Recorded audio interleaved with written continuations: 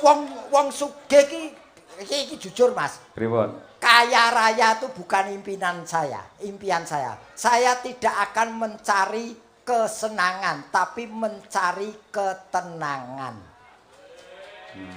Iki omongane wong tuwa ngene iki. Kowe urung nyandak iki. Sehat ki Mas Gareng? Alhamdulillah tekan kene ra sehat ki kepiye? Lah iya syukur. Wis nate sowan ana laladan ngebung? Nate Mas niki yen sangiran museum niki. Nggih. Wong riyen kula nggih nate dinas tegese dados PNS nate dipun tugasaken wonten tlatah mriki ning rikala taun pinten nggih kesupen kula. Oh ngaten. Tegese mriki kunjungan dinas. Nggih, lek gareng teng mriki pun nate nopo dereng. Pengestune Mas nggih cekek demit lagi pisan niki kula. Lantaran saking Museum Cagar Budaya kalian warga masyarakat ing Ngebung pandegane kali Mbah Lurah jenengan saged silaturahim wonten mriki. Mula nggih nadyan lagi sepisan tetap disyukuri. Orang yang suka bersyukur akan ditambah nikmatnya atau rezekinya. Amin. Mungkin niki tombo kangen dangu mboten teng tlatah Sragen. Ngaten nggih. Nggih ning kula nyekak lewat tol supaya ringkes metune pintu gerbang iki lho. Gondang Rejo arah Wiwit Sida. Arahe Kabupaten Wiwit Sida to. Endi to kuwi? Purwodadi. Ha ya Purwo ki Wiwit dadi ki Sida. Kose sing jenenge wilayah jeneng wong ngono ki ora kena dibasake, ora kena diganti. Lho wong iki saking pintere iki ngene iki. Lek ngono berarti nggen susuke jenenge Kota Mbajul Kesupen. Lah kuwi terserah. Wong iki desane genah desa Tunas Pring. Desa Ngebung. Lah ya bong ra Tunas Pring to. Iya bener. Pancen manut sejarah mbiyen laladan kene iki akeh pring. Nah, akhirnya bareng rejane jaman diparingi nama Ngebung ngono kuwi. Nah, iki tegese Ngebung ki apa? Iki sangkut paute karo awake dhewe iki. Apa? Iya. Lek kanggoku ya manut sejarah mau mergo kene akeh tanduran pring. Ora yen iki per huruf desane apa Ngebung? Ngebung. N ki naminipun Pak Lurah Pak Haji Tarso. Sarto. Sapa? Sutar. Mergo ora tau nimbali iki dadi ora kecekel-kecekel. Nggih. Itu, ya ta? Terus apa? G ki guyub rukun masyarakate. Betul. Ya ra? Ya. Ekonomine racak-racak mapan. B budaya dilestarekke. Upamane bersih desa mesti nggelar wayang kulit. N ning dalange urung tau Cahya Kuntadi. G terakhir gareng apa meneh. Lah iki kanggo mancing iki. Iya. Muga-muga taun ngarep bersih desa awake dhewe sing ditimbali. Wau panitia sampun paring dawuh Pak Gareng. Nggih. Insyaallah taun ngajeng mangke tetep dalangipun kula lan Madangkara Group bintang tamune tetep Niken Salindri ning mboten ngangge pelawak ngoten. Nggih, kula namung sagedipun wiritan BTL. Apa kuwi? Batal. Wes kowe ramangan aku ramangan padha ra ngukupe. Nggih. Wong golek rezeki kok ijir. Nggih. Ning iki tenan alhamdulillah sosowan rene. Pripun? Niki ujube Kenduri Agung. Nah, sing tak bahas ki kenduri ki apa? Kenduri menika yen agung genah gedhe besar. Nggih. Kenduri ki apa? Menawi maknanipun menika sujud syukur utawi ucap terima kasih para warga masyarakat Ngebung dumateng Gusti ingkang nyipta jagat kang sampun paringaken malembaring kanikmatan. Terlalu panjang tidak tepat sasaran. Lah ngono kuwi malah nyerang aku tahun ngarep njaluk padha mangkate ya. Lah wong-wong ki dikei masukan, menerjemahkan ki supaya ketok cetha lan apa iso ditampa. Kenduri Agung. Kan ki kencangkan persaudaraan antara kita. Iya, bener. Ya, Tanpa ada kekompakan dari panitia dan masyarakat mokal kaya ngene iso mawujud. Kejaba ngono wong Kenduri iki mesti wong akeh ora ana Kenduri kok ngedepi wong siji tok ora ana. Mesti kencangkan persaudaraan di antara kita. Dua hal yang dilaksanakan yaitu spiritual dan sosial kemasyarakatan. Iya. Cerdas anggar pelawak wis lunas ya cerdas, Nduk. Ya iki sing penting ridho ilahi yang kita tunggu-tunggu. Tadi begini ini ya menanti ridho Sang Pencipta yang Maha Kuasa. Betul. Lho kok bareng yo? Lagi Agung. Aku ora melu Agung kok. Oh, Agung iya, budal dhewe kok. Oh iya. Agung tanggapan dhewe aku ora dijak mosok kon melu. Nggih. Ini adalah Museum Manusia Purba Sangiran Klaster Ngebung. Lah, Sangiran persuku Sa.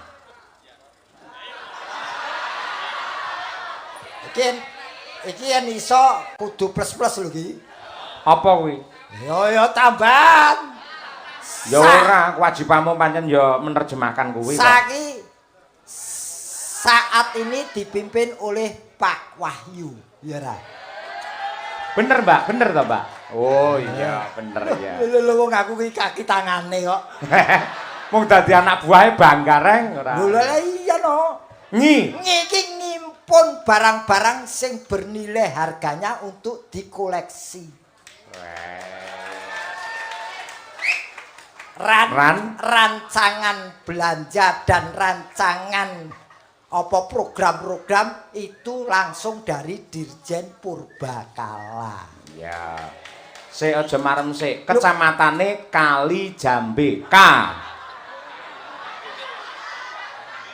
Ki suwe-suwe iso tekan bupati lho iki. Angel iki mudiar kowe. Ayo. Iki lho. Aja linambaran lho ya, aja linambaran lho ya. Lima apa to, Nduk? Pokoke ra entuk linambaran, ra entuk lingkungan, ra entuk ayo liyane, ayo.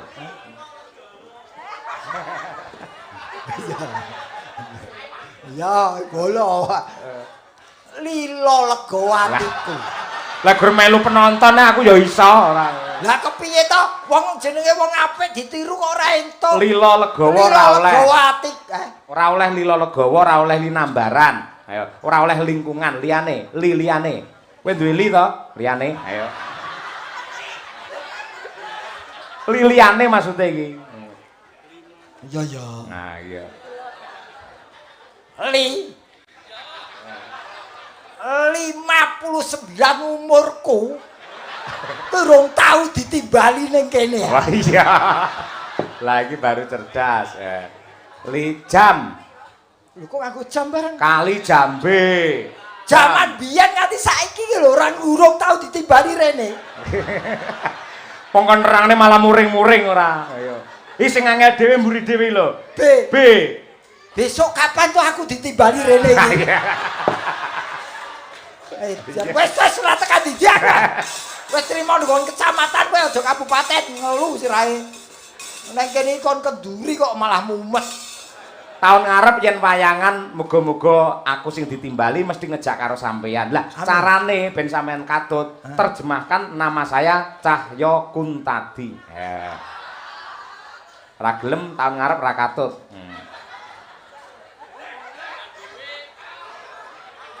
Ayo selak isu ayo. Iya. Cahyo ha iki. Cah Blitar saiki uripe ning tlatah Solo Raya. Wah. Ya ra? Ya. Iya apa ora? Iya. Bener apa ora? Leres Pak De Gareng. Yen bener ki cungi jempol to. Iya. Jempol mudhun ayo. Ya. Ya iki dalang ya dosen. Heeh. Kondang minangka dalang sanggit carita. Kondang itu tulisannya K.O. Rakun. Ayo gumantung sing ngomong sapa? Yen cara pesisiran ya kondang. Ngaya. Terus tandange ngedapi-dapi. Terakhir dipek kesi. Kaya cemawe semepak meto. Aku rada protes sing ngono lho. Cahyo Kuntadi lha kotakmu kok mbok tulisi CK iki apa? Lho, Cahyo kon tadi kan disingkat. Lah kowe Radit dan Kesi. Dadi kane Kesi katut, dadi bojomu tetep mlebu kotak. Kok padane wayang mau piye mlebu kotak iki. Tegese nyawiji dadi siji karo kowe ngono lho. Iya, boleh seperti itu. Adil jenenge lanang wedok kuwi golek pangan bareng ngono lho wis apik. Heeh. Bojoku Sitongkas ya, Sukesi. Ayo. Nunut sitok ae aku. Ayo. Ngapa? Kesi. Supelen pas sugih duit. Tapi ora duwe dhuwit kereng to apa piye? Wah. Apa enek wong mekrok? Lho ya to. Kek. Aku didukung ya aku. Ah iya. Kepoke. Kek. Mbok dike ya, oke ya. Ya boleh. Ya. Kene karo kono pancen pasangan sejati. Terima kasih. Ya. Si siapakah yang memimpin? Karis kowe iki karo Kesi judu. Ning diantara dua iki siapakah yang memimpin rumah tangga? Ya kena aku imame rumah tangga cara Islam mo. Sumpah? Iya. Maksudmu nggih napa? Kowe wani karo Kesi. Jujur ya, jujur. Pancen aku ra wani mergo wis konangan ping 3. Ora kuwi jeneng bukannya tidak berani. Menghormati istri itu penting. Nah, nggih. Karena itu nanti menjadi teman kita hidup selama kita diberi nyawa. Amin ya rabbal alamin. Wong nakal ki dientek-entekke rikala mbiyen saiki kudu wis tertib. Contono aku. Contoh apane? Kowe tau wiwit manggung ning kene iki tau krungu Gareng selingkuh apa meneh karo sinden? Ya ora tau krungu mergo kowe pancen brimpen kok kowe. Ah iya. Iya. Cek AED iki seorang figur publik yang bisa dicontoh oleh penonton yang menonton. Nah, ora mau ngomongane tok ning kelakuane ya kudu sing apik. Iya. Kalau bener. soal dalang itu misuh utawa apa ini hanya seorang teaterawan. Iya. Dadi kuwi mung nglakokke wayang yang dosa muka kok ora misuh kuwi ya ora apik. Kadang sing ora ngerti kok wayang kok misuh-misuh dosa muka kok kon alim iki piye. Ya. Saya aku tak takon. Mas Gareng. Nun. Aku lak cah nom, Iya. yen dukur karo sampean kiai sepuh. Nggih. Ya toh. Ini di sini sudah membuktikan bahwa yang muda lebih yang hebat dan baik, yang tua kalah dengan yang muda. Ya didelok dari sisi mana dulu. Lah sampean harus didelok kok ngendi sik. Yen kowe muni Sing nom luwih apik. luwih Luwih pengalaman. apik, pengalaman luwih enak. Sing ngomong sapa? Wong kowe uripe dhisik aku tinimbang kowe. Buktine apa? Contone piye? Laire sik sapa? Dhisik sampean. Pengalamane akeh ndi? Ya akeh sampean. Nah, kowe pengalaman kowe kalah. Ya. Kowe ngarani pinter ndi? Ora ya pinter sing enom apa-apa ya luwih indah sing enom, luwih becik sing enom, luwih enak sing Sing enom. ngomong sapa? Wong laire wis sik aku kok iso apik kowe pinter kowe. Sik lek hubungane karo enak, sing enom karo sing tuwa ki enak ndi? Lho gumantung. Lek kanggone sampean. Lah yen pas mendem tuwa wae enak. Malah mendem jare arepe sadar malah mendem barang Lah ngopo. kowe ya takonmu ya nyeleneh kok. Yen buah nun sewu. Pelem sing enom karo sing tuwa lak enak sing tuwa. Sing ngomong sapa? Aku. Takono wong nyidam kae. Kuwi pada umumnya wong Oh, ora ya wong ora meteng ya. umum kok umum ki WC kok. Malah tekan Oh, dindi ora. aja apa omong wae tetep tak bantah. Omong ki logika, Mas. Bukti lebih hebat sing muda terjadi di sini ngebung Kon sini. ngendi? Nun sewu. Sampeyan ngerti, nun sewu jangan bung ngerti. Ngerti? Kuwi dumadi saka apa? Pring sing piye? Sing nom. Nah, pring sing enom dadine jangan bung enak dipangan. Saya aku takon, pring sing tuwek nggih jangan bung enak ora kira-kira? Kok sik mung gur iso dienggo jangan iku kok sombong. Loh, Lah kae pring sing tuwa iku nggo gedhek iso. Dienggo apa sirape ya iso. ning dipangan apa ora? Loh, lah ning lak ya iso nggo golek pangan, nggo cagak ngono kuwi apa ora nggo golek pangan? Ayo, Dadi sing tuwa karo sing enom ya tetep tuwa. ora iso, ora iso. Ngok kaya ngapa lan kepiye tetep apik sing enom. Nun sewu, sing luwih semangat, sing luwih sigrak, malah sok-sok luwih sehat ki sing enom. Kuwi gumantung bayarane. Kok teko bayar seniman sing ora profesional. Sing seniman profesional iki walaupun anggarannya berapa tetap tampil semaksimal mungkin. Wong ki mbok aja nyelaki kahanan. Nek iki ora perlu adel udur-uduran perkara nom. Bener, kalau sudah nyambut gawe apapun harus kita jalani dengan profesionalisme yang tinggi. Ya. Nah, dan jangan sok nyepelekke pekerjaan. Sekecil apapun pekerjaanmu, hormatilah. Walaupun itu tidak membuat kamu kaya raya, paling tidak kamu bisa merasakan betapa hidup ini artinya. Wah. Elak. Yo wong sugih iki jujur Mas. Pripun? Kaya raya itu bukan impian saya. Saya tidak akan mencari kesenangan, tapi mencari ketenangan. Iki omongane wong tuwa ngene iki. Kowe urung nyandak iki. Ora korong nyandak kuwi gatekne sampeyan ning ngendika kaya ngono jebul piyai sepuh ki. Dadi jenengan piyai sepuh. Wis tuwa. Wis. Tuwa tek ora ditebaske. Urung metu kentase, Mas. Tak goleke kanca Umi Hafifah. Tak tak dang yo. Bingersek.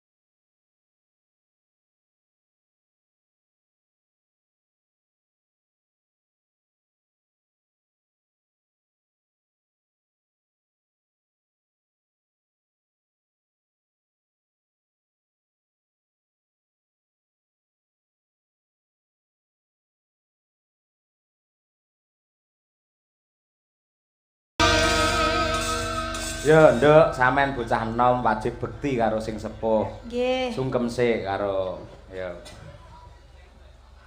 Iki wong maju kok ngopo norma itu harus tetap dibawa. Tata krama ya, Rek. Tata krama kan delok pinter jara langit, kan delok spirituale ning norma tidak dibawa, akhirnya uripe bangsa kedungsang-dungsang. Iki ngene iki. Ya, matur ta, Nduk, Om. Karo Pak Dik kali. Nggih, wilujeng dalu, Kek.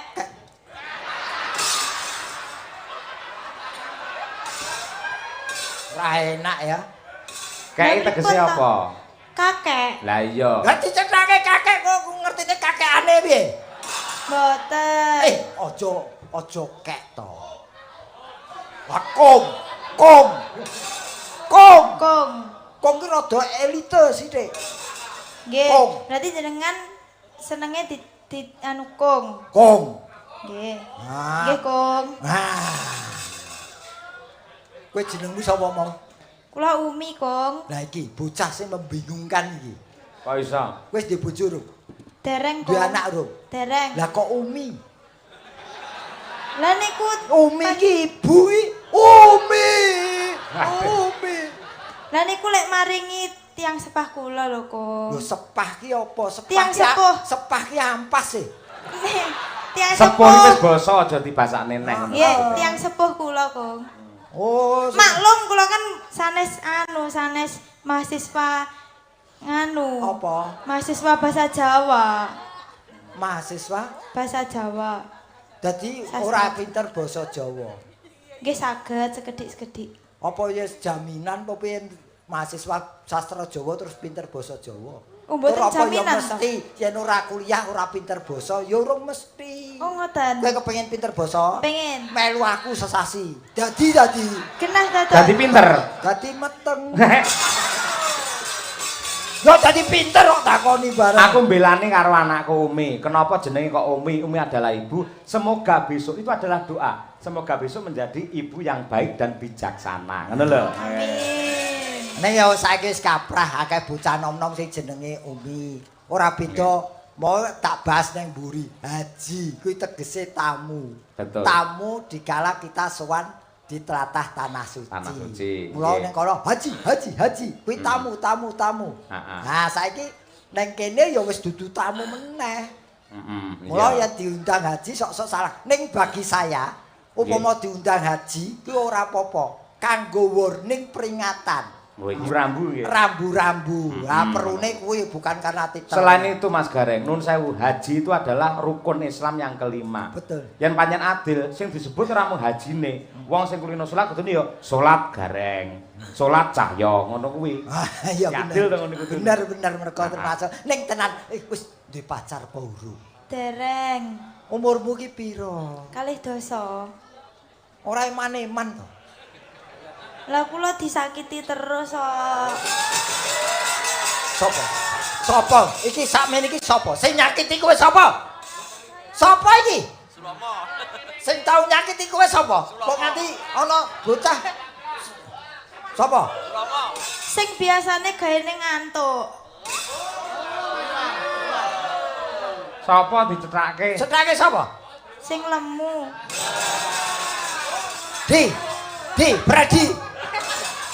Freddy, kowe gane nyakiti iki ya, Di? Jenenge dudu Freddy kuwi. Sopo? Mas Imam. Imam Sufredi. Ya wis ngene, wis ya wong kuwi lelakon wajibe dilakoni. Nggih. Kowe yakin bahwa nanti saatnya kamu pasti akan ketemu jodohnya. Nggih, Kong. Wis golek pacar ki kriteriane aja muluk-muluk. Sing penting kowe golek pacar ki lanang urip. Wis. Berarti kewan ya masuk rono berarti. Lho iki. Lah kok jare mung lanang urip. Kewan kae nek sing lanang urip ya ana. Loh, ora apa-apa kewan. Nadyan kewan ning kelakuane manusia. Tinimbangane manusia ning kelakuane kewan. Top. Berarti kethek oleh. Aku ora nasihati kowe. Reng, Apa? gandhengi bocah desa saka Pulung Ponorogo men nembang Putri Gunung. Oke. Tak bawane. Nggih. Lebet para piyai putri kang lenggah wonten laladan ngebung menika lak tebih saking kota nggih to. Nggih. Mugi-mugi menjadi putri yang hebat, solehah dan juga selalu bermanfaat untuk siapa saja. Amin. Bawani ya Om ya. Nggih. Itu kayak apa? Umi Hafifah. Uripku mapening gunung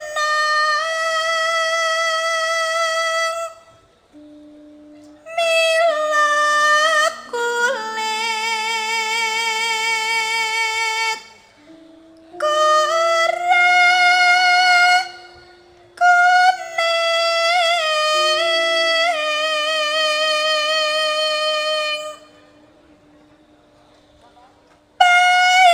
paitanku mong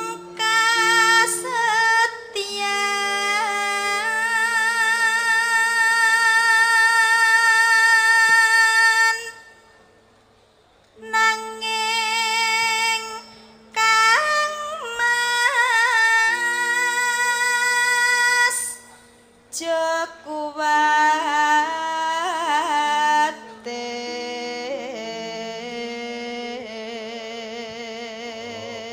Pacare jenenge Bejo. Bejo apa Tejo? Mboten. Lah kok Jo mo? Jo ki Bejo. Ojo. Oh, ojo to. Nanging Kang Mas ojo kuwatir. Lho kok ngojo tok kok. Jo. Jo. Jo kuwatir ki Niku kan ojo. ngepas nek nggih. Ojo kuwatir. Nggih. Ya. Kuwatir. Oh Aryo, yo. Nggih. Mboten. Ra bakal di ra Ora bakal bakal karepmu. Wis to tembang kok diprotes lho ora. Ora bakal. ra bakal ndika kuciwa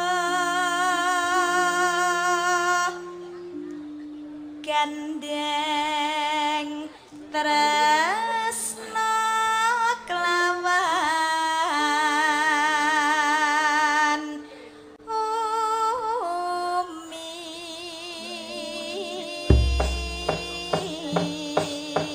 Suarane empuk iyup dasar sing genjer. Wah, Aduh, sing gender iki delok komlintine karo kacamata las.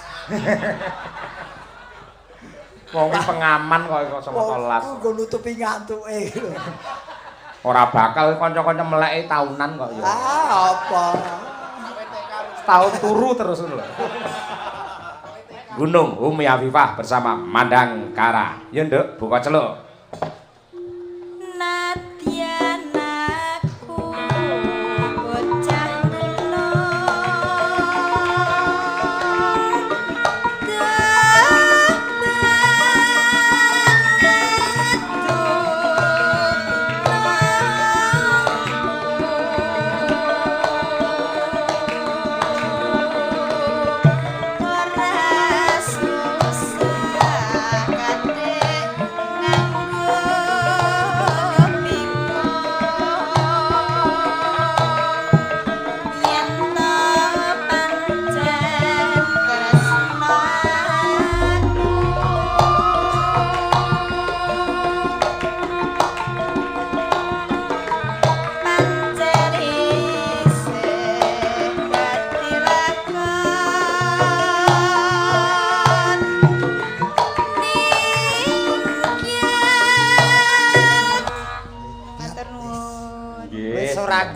blas bocah iki. Nggih, pancen ya petingane nggih alusan ngono kuwi Mas Gareng Nggih, kuwi. Umi Afifah. Nggih.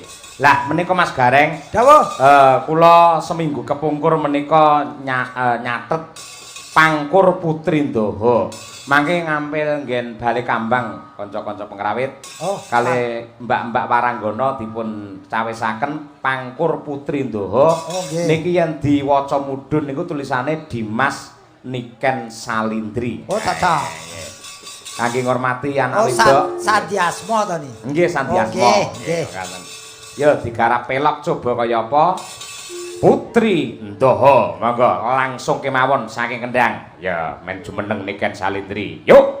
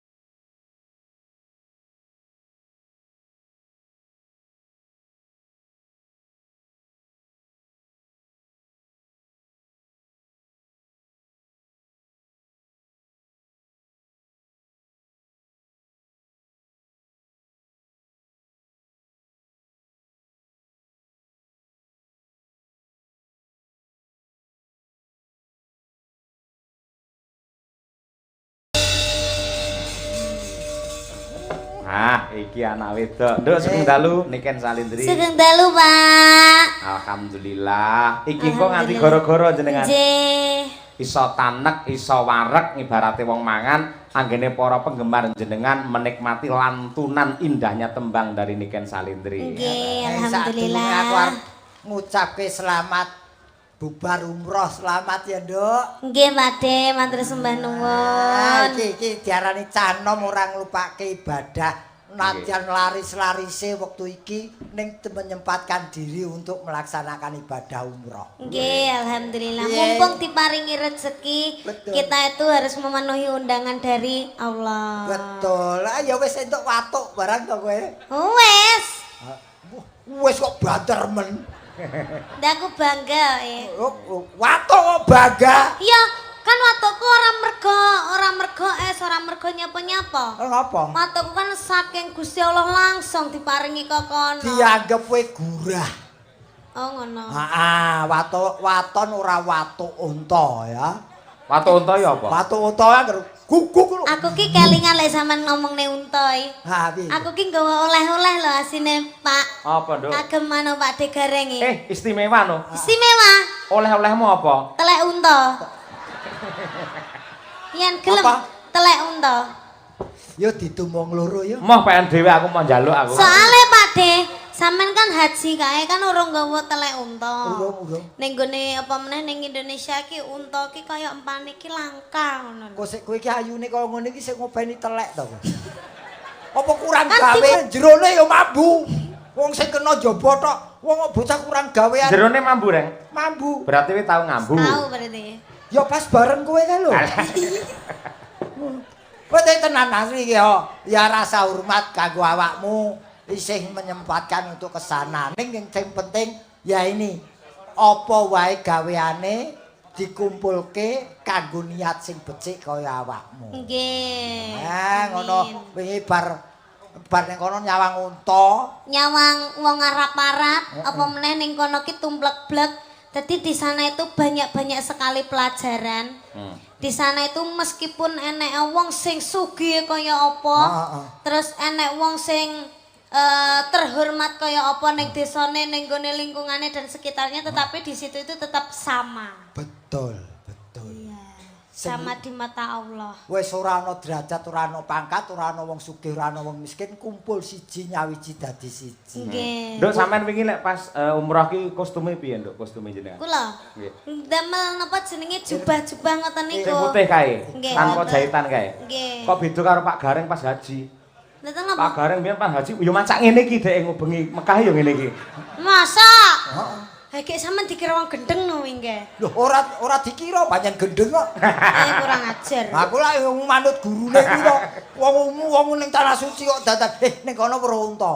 Reun ta? Lah pancen kono ciri khase iwane unta. Iya. Ning kene gajah. Oh iya. Oh iya ya. Kok ket ndek mau apa enggak ngono apa ndak kesel ya, Pak Yo Dik? ora kesel mergo wedi. Yoga semene iki wis do pesen pipa gading lho. Ayo sapa sing kepengin sempal cangkeme? Ayo. Aku ra ndok. Tapi alhamdulillah aku ning kono kan 10 hari, ya ta. Wis iso basa Arab lho. Elak iki. Contohnya. Haram. Iya. Najis ngono. Ora ana yang najis. Yo haram kuwi. Haram kuwi tegese tidak boleh. La. Apa kuwi lah? Tidak. La. Kuwi yo mung kira-kira aku yo ora. Terus kabeh wong iki ning kono diceluk haji ngono. Ayo, haji ki tamu. Oh iya tamu. Tamu dadi menghormati sebagai tamu di sana, ngono lho. Mula malah nun sewu yen jaman bapak riyen lho, bapak cerita. Le, jebul penunjuk jalan utawa sing tekan ngeter-ngeterke wong haji kuwi neng mburi tulisane neng apa geger kan tulisane dalah. Dalah tegese petunjuk. Dadi dalah neng kono memberi petunjuk. Ora adoh karo dalang, ya memberi petunjuk amar makruf nahin mungkar. Ning kene disebut dalang. Iya. No. Lek kowe ning kono 10 dina kira-kira nembangno lali apa ora? Kowe ora nggo buah karma. Kowe ora nggo buah karmara. Karma. Kurma ki yen sakon wong ki pirang-pirang kilo ya karma. Gawa. Ning wis entek. Kurma muda duwe ra? Ora. Kesi kepengin kurma muda. Oh, men hamil lagi. Sing ngomong sapa wis tak kunci gemboke tak guwak wisan kuwi kok. Ora iso hamil meneh wisan. Diundangke tukang kunci pira wene? Aja malah ora arek iki kon bang apa ki? Ya ngaturke panuwun dhisik genduk niken marang ingkang ngawontenaken acara Kenduri Agung para panitia dan masyarakat ing Ngebung. Nah menika. Oh, nggih niki acarane napa? Kenduri Agung to. Kendurian Agung ki apa to? Kenduri Agung ya kumpul wis ngono wae. Oh. Cara gampange kumpul bersama. Oh, sing berarti sing nimbali dhewe sak kanca ki? Ya pihak museum dan pihak warga sini. Oh, gitu. Berarti urunan. Ya perkara kuwi ra ngerti aku. Oh ya didoakan semoga semuanya sehat selamat wilujeng. Amin. Pinaringan panjang yuswanipun, rezeki ingkang kathah barokah. Mugi-mugi benjing bulan ngajeng saged nanggap cahya kuntadi niken. Amin. Garenge katur ra Ken? Hayu ndonga dhewe to. Bener, ndonga dhewe. Kalih gareng. Amin. Ana donga. Sampean pas lara apa sehat? Dikenane sing, engko sampean pas lara. Kok sik to? Rencana kok lara iki lho. Apa ana jadwal kok lara iki lho. Ora ya sehat terus didongake to. Oh ya muga-muga sampean sehat, panjang umur, wis sampe enteki wong. Bingung sampean kok. Wong entek kabeh kari gareng to ya. Lah kowe aku arep tuku kopi ning ndi? Ya wis muga-muga umure cekak. Masuk angin yang cekak di. Oh iya ini ya. Kulinane dawa kok cekak. Enten pamundutan apa, Pak? Mboten wonten teng mriki, gedung niken. Napa mboten? Dibawani dhisik, Sing mengko halus napa sing kasar? kasar aluse wis mau. Wah nggih, Banyuwanginan mawon nggih. Oke, ya. Kula kuangan niki lho, napa jenggleng sing jenggleng niki lho. Sapa? Pak D. Pak D haram itu. Pak D haram. Oh, halal. Halal. Halal. Monggo diobrol Pak D. Pak D Semarang halal. Obrol 50.000 Jokowi. Iki sing dititeni bangsa wong ngono tok. Nggih. Ya bawanana, Nduk, niken salindri coba kaya apa. Genjleng Pak D gareng. Oke.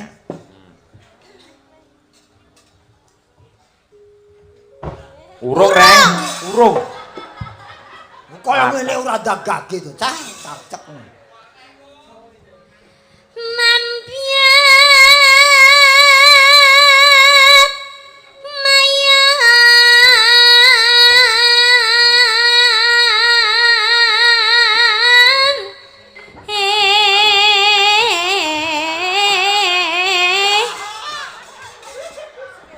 Nguyuh kok kompak. Nabuh ijir. Lah kuwi lek diempet ya dadi penyakit ya karben to, Reng. Lek nyangking sandal ki ya padha. Ha iya.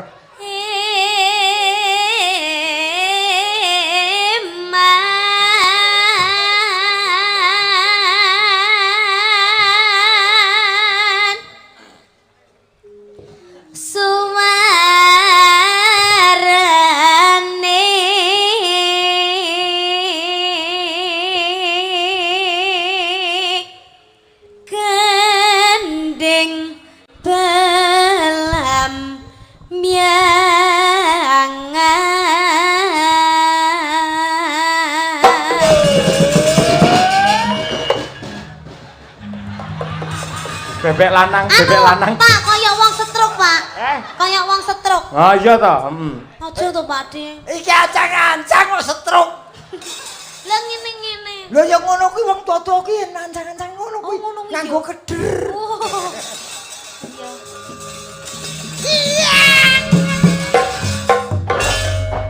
Wah kekrek iki.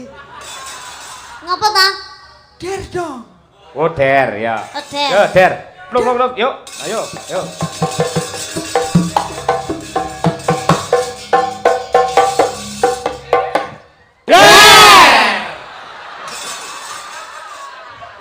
Manut tok iki kanca-kancane kompak kok manut karo dawuh saka Pak Gareng. Sing muni musrike. Kok musike. Gamelane ora cangkeme. Wah. Kaya gek aku mulang kowe kae piye.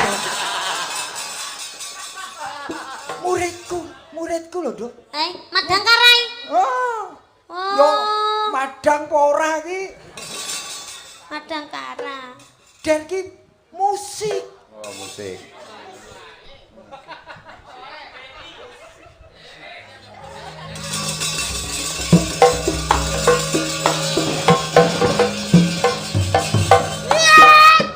Musik. Asik.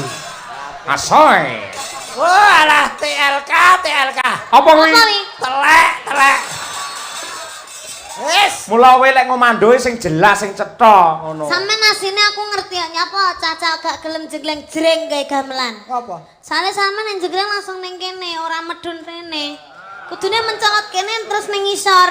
Ya yen sikile sik yen dase sik. Lha malah apik nah.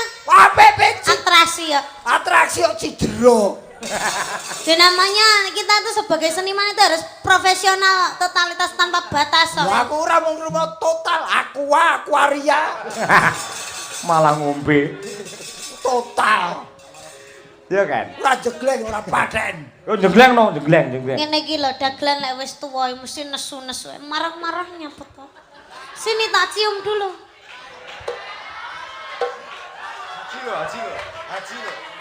Pengen. Pengen. Kene lagi ancang-ancang kulo wis nganguk-nganguk. Kowe nyedar-nyedar ngopo? Aku kan cuma mau bilang, Bilang apa? Apa? jangan sekarang dong. Kalau nanti kan aku udah berubah pikiran. Ya udah. Ya udah. Ya kan? Nyerah.